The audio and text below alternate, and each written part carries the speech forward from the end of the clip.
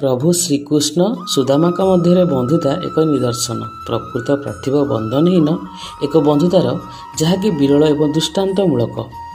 सुदामा जड़े दारिद्र ब्राह्मण परिवार जन्म होते। पिता थिले मातुक और माँ रोकना देवी। श्रीकृष्ण राजपरिवार पुत्र होते दरिद्र सुदामा बाल्यकाल बंधुता होता।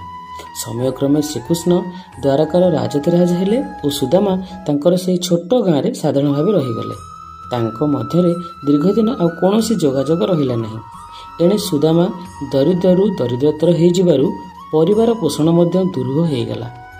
तांको पत्नी सुशीला तांको से श्रीकृष्ण बंधु होइथिबा कथा स्मरण कराई तांको भेटिबाकू जिबाकू कहिले। आत्मसम्मानी सुदामा काहारी साहाय्य मागिबाकू अनिच्छुक थिले मध्य पत्नी कथारे बाध्य होई श्रीकृष्ण को भेटिबाकू बाहरी गले।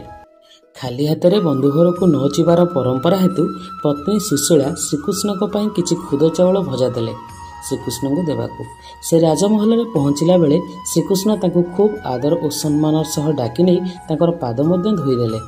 सुदामा एते बड़ राजा को निजे आनिथिबा खुद देवाकू कुंठित हेउथिले, किंतु भगवान श्रीकृष्ण जानिपारी तांकर चौदर कानी बंधा खुद आनी परम आनंद खाइले। ताहापरे श्रीकृष्ण परम आतिथ्य लाभ कला परदिन सुदामा विदाय नहीं आसिले। से तांको अवस्था विषय रे किछि कहिलेनी कि किछि मागिलेनी। भगवान श्रीकृष्ण किंतु सबु जानि परिले और तांको पत्नी रुक्मिणी को कही सुदामा को कुड़िया थिबा जगार धन धान्य पूर्ण महल तैयारी करि देले। संगे संगे एते संपत्ति पाई मध्य सुदामा सरल जीवन बितेइले। एटीर सार कथा है भगवान को पाखरे धनी दरिद्र सान बड़र भेदभाव न थाए। से नैष्ठिकता को निश्चय पुरस्कृत करती। आहुरी मध्य एई कहानी आमको शिखाए जे आमे बिना प्रतिदान आशारे भल कार्य करबा उचित।